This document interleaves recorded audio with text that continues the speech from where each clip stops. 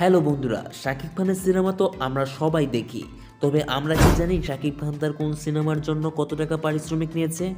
আজকের ভিডিওতে আমরা শাকিব খানের সর্বশেষ 5টি সিনেমার পারিশ্রমিক সম্পর্কে জানবো।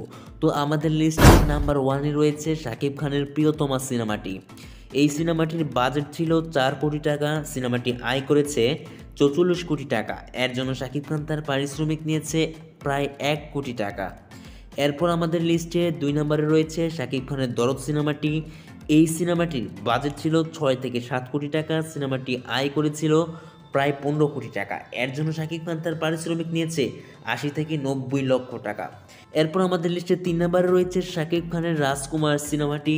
এই সিনেমাটির বাজেট ছিল প্রায় 10 কোটি টাকা, তবে সিনেমাটি আয় করেছে মাত্র 5 কোটি টাকা। সিনেমাটি ফ্লপ হয়, এর জন্য শাকিব খান তার পারিশ্রমিক নিয়েছে 70 থেকে 80 লক্ষ টাকা।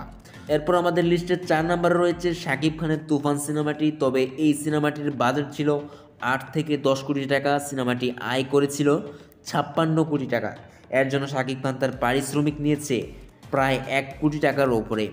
এরপর সর্বশেষ আমাদের লিস্টের 5 নম্বরে রয়েছে শাকিব খানের বরবাদ সিনেমাটি।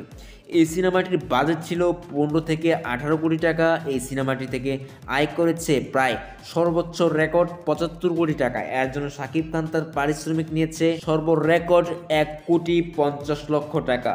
তবে পরবর্তীতে শাকিব খানের তাণ্ডব সিনেমাটি কত টাকা আয় করেছে, সিনেমাটির বাজেট কত, এর জন্য শাকিব খান তার পারিশ্রমিক কত নিয়েছে, সেই নিয়ে একটি ডেডিকেটেড ভিডিও নিয়ে আসবো।